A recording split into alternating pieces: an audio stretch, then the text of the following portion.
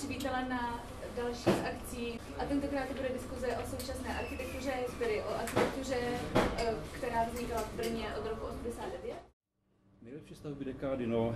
My jsme takový biro, existujeme 20 let a v podstatě se snažíme, aby ty domy nějak zapadly do kontextu. Hodně dbáme na to, aby koncept vycházel z kontextu. Takže pro mě to ta skutečně největší a nejpřínosnější stavba je vyčištění vody v přehradě. Je to akt, kterým říkáme, že ta kvalita prostředí není v betonech, není v železobetonech, není v krakorcích ani v proskolných fasádách, ale že je skutečně v tom, jak trávíme v tomhle případě svůj volný čas, jak trávíme rekreaci, regeneraci a tak dále. Zadání, že si mám vybrat 10 dobrých nebo špatných 10 dobrých nebo 10 špatných domů. A jelikož instalujeme v Galerii architektury teďka výstavu, tak jsem si tak zvaně odskočil. Takže bude to takový trochu popík, co se postavilo víceméně za posledních 10-11 let. Takže jeden z příkladů, který považuji za velice zdařilý, je právě zmiňovaný plavecký bazén na Kraví hoře. Tam si myslím, že je to na skvělém místě, skvělý počin. Nic se tomu asi nedá moc vytknout.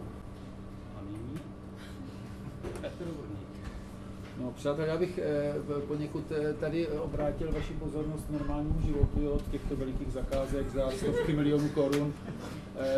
Dovolil bych si upozornit, že v Brně existuje taky čtvrť, kterou nám závidí Praha a další jako města, kde normální to už je v Evropě pouze jako skanzen, tohle se tady prostě nenachází. Jo? No, čili tady to ještě jsou obyčejní lidé, ti tam opravdu žijí a pracují, jo, a vůbec nepotřebují zatím dotace města na to, aby to není za městské peníze. To lidé spravují sami, topí si to sami, umývají tam okna. Jo? No a já bych chtěl jenom, pojďte, těch snímků je mraky, ale já jenom, co se to rychle projede, byste si všimli, tady třeba, jestli jste si všimli, vidíte ty děti na ulici, jedno z mála míst v Brně, kde jezdí děcka po ulici, mezi autama, nic je nepřejede. No a teď trošku takové keramické erotiky, kde moje paní je sběratelka taky různých věcí, které už dneska lidi vyhazují do popelnice, anebo je prodají za 50 korun do pozůstalostního prodeje.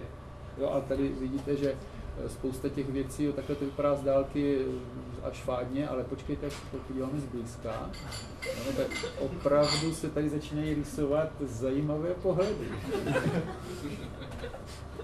Jak pořád říkám, architektura by se měla nazírat zblízka, jo, a strašně dlouho. Musíte tam prostě v ní žít. No a teďka doufám, se ještě dostaneme k dalším snímkům, to už začínám někud nudné, že?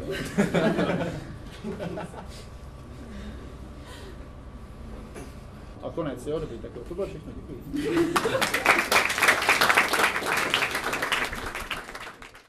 Které jsou takové stavby, které zase by byly protipolem tady těchhle z těch spíše kvalitních staveb, které vyčnívají zase spíš v tom negativním smyslu? Byl tady zmíněn Špalíček. V Špalíčku byly 4 patra gotických sklepů. Jo. Když ten bagr hrabal tu díru pro ty auta parkovací, tak zvedl lyžíci a ta lžice ještě nebyla v úrovni chodníku. Jo, to je ta hruza. Jo, jako gotické sklepy se nemají bagrovat, přátelé. Nad tím můžete postavit co větší zrudu, to se dá přebudovat, ale ty sklepy už tak nikdo nevrátí. Teď tam je banální suterénní parkoviště. Takže ten mechanismus na tu záchranu tady chybí. Ano, existuje. No, já jsem si vyzkoušel záchranu Špalíčku toho prvního vlastně. Jo. A to byla rekonstrukce, která se tvářila, že je rekonstrukce těch 3 domů do starobrněnské. A místo toho to byla demolice, ty domy se postavily znovu, jenom ty fasády a za nimi vznikl ten skelet ceunta. A já jsem podal podnět mimo odvolávacím řízení na ministerstvo a oni mě skutečně vyhověli po půl roce a ten barák už tam nestál. Myslím, že hlavní problém Brna je to, že neustále smívá ty nejkratší nebo ty nejmladší vrstvy, které v tom městě vznikly.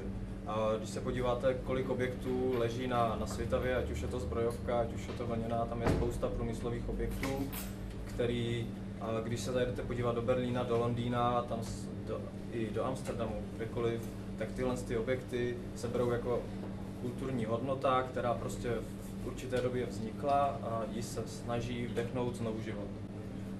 právě, že tady tyhle ty stavby ještě jsou taková hodnota Brna, která vlastně přetrvává z doby, kdy Brno bylo industriální město zaměřené na průmysl. Nakládá se s nimi právě, jak jste řekl, jako se stavební parcelou, který dalo by se vidět, že třeba navazuje architektura 90. let a potom po 2000 na slavnou dobu brněnské architektury meziválečnou. Je to poměrně stejně dlouhá doba meziválečná a těch 20 let po převratu. Můžeme tam sledovat nějaký takový jako návaznost, vývoj, paní Štrublová? Tak určitě je to snaha architektů na to navázat, jak se jim to daří nebo ne, to nechám na posouzení jiným nebo budoucnosti, ale nějaká návaznost tady určitě bude. Nevím, jestli to je vždycky v pořádku, jestli to není někdy za každou cenu, ale že jsou dobré příklady, které na nějakým způsobem navazují. Takže na jedné straně vlastně voláme po nějakých regulacích a na druhé straně tady máme regulaci, která zas až tak nefunguje. Chápu to dobře. Jestli to možná není právě o tom, že tam nejsou lidi, ale že jsou tam jako nějaký mechanismy. A to je asi jako špatně, protože jako když stavíme prostory a pro lidi, a domy jsou pro lidi, tak když jsou na to mechanismy, tak to nemůže přece logicky fungovat. Je tady potenciál, ale jak nechápu furt tu regulaci, jo, a my tady máme stavby za miliardy korun, tunely, stakády, ale ta dlažba nám nepomůže udělat to město atraktivní, jestli to ještě někdo nepochopil. Prostě potřebujeme tam ty lidi v tom městě, bez toho je to k ničemu.